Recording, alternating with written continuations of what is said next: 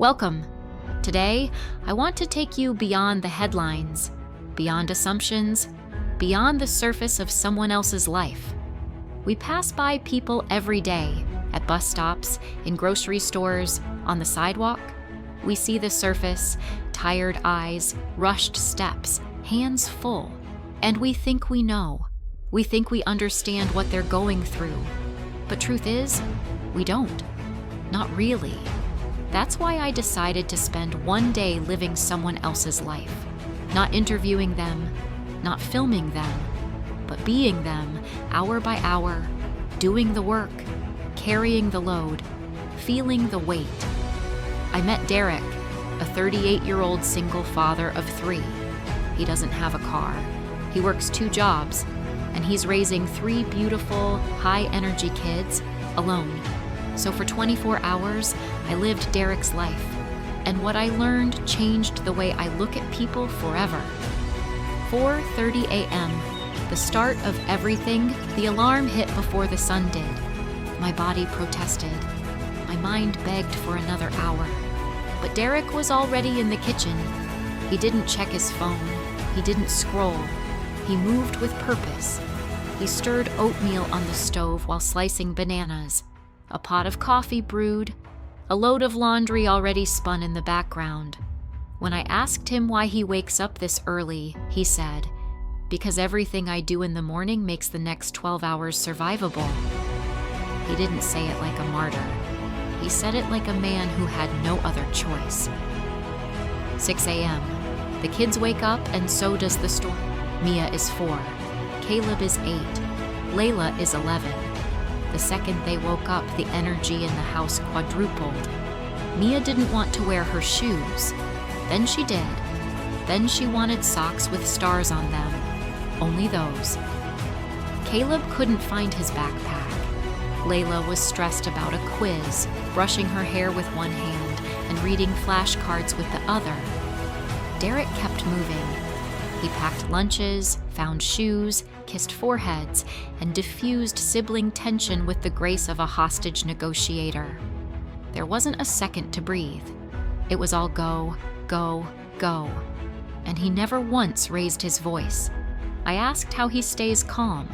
He said, "Yelling makes everything worse. They're already learning how to survive. I want them to feel safe." 7:30 a.m., the commute. Without a car, most parents do the school drop-off by car. Derek walks, 2 miles each way, 1 child in a stroller, 1 on a scooter, 1 walking beside him asking questions about the solar system. It was cold. I was underdressed. I was sweating. My legs ached halfway in. Derek? He kept pace like it was nothing. He talked to each child like they were the only one there. Mia showed him leaves she collected. Caleb asked if he could stay late to work on a project. Layla wanted to know if aliens were real. He listened to every word, not nodding absent-mindedly, listening. When we got to the school, the kids ran in, and just like that, he turned to me and said, "All right, now we hustle to job 1. 8 a.m., warehouse life. The first job is at a packaging facility, cold, gray, loud, no windows, just boxes, forklifts, and an endless loop of scanning and stacking. Derek put on gloves and moved fast. He kept to himself, got things done. No complaints. I tried to keep up. Within an hour, I was winded.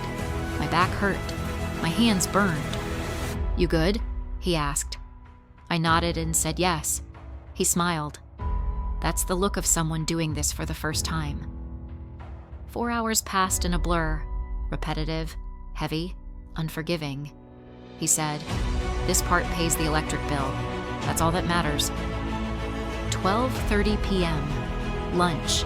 That's not really lunch. We stopped at a corner store. Derek bought a banana, a granola bar, and a bottle of water. I asked, "Is that lunch?" He said, "I eat light. More food means I get sluggish at shift 2. No rest, no real break." He used his downtime to check texts from teachers, confirm aftercare for Mia, and transfer money to pay a phone bill. It hit me that every moment of his day is spoken for. There's no free time, no me time, just survival and strategy. 2 p.m. The diner hustle job, too, was at a diner across town. Small, hot, and loud. He worked the grill like a pro, flipping burgers, frying eggs, plating meals in seconds. Every order came with a smile. Every regular greeted him by name. One man called him the chef who doesn't stop. Derek said, "I like this job. It feels human. I get to talk, laugh a little, but between taking orders, cooking, and cleaning, he never sat. Not once." When I finally sat down for 5 minutes, he passed by and said, "If you sit, you slow down. If you slow down, you fall behind." And then he was gone, refilling a coffee mug with a "You got it, sweetheart," to the customer. 6 p.m., time to be dad. Again after the shift, we caught 2 buses back across town. We picked up the kids from after-school care. Mia ran into his arms like she hadn't seen him in days. Caleb showed him his math test. Layla wanted to talk about Jupiter. He looked tired, but you'd never know it from his face. The second he saw his kids, his exhaustion turned to light. We got home just before 7, and that's when the real work began. Dinner, homework, dishes, a quick bedtime story, 1,000 questions. By 9 p.m., I was mentally and physically done, but Derek was still folding laundry. 10 p.m., the final load. The kids were asleep, the lights were low, and for the first time all day, it was quiet. Derek sat at the kitchen table with a pile of bills and a calculator. He wasn't frustrated, just focused. He told me, "I check these numbers every few days, just to stay ahead. It's like a game, but the rules keep changing." I asked him the hardest part about being a single parent. He paused, then said, "It's knowing that I can't afford to break. No matter how tired, no matter how sad, I have to stay upright, because if I fall, they fall with me." He wasn't looking for pity. He wasn't bitter. He was a man who carried the weight of a world and didn't flinch. Midnight, I leave, but he keeps going.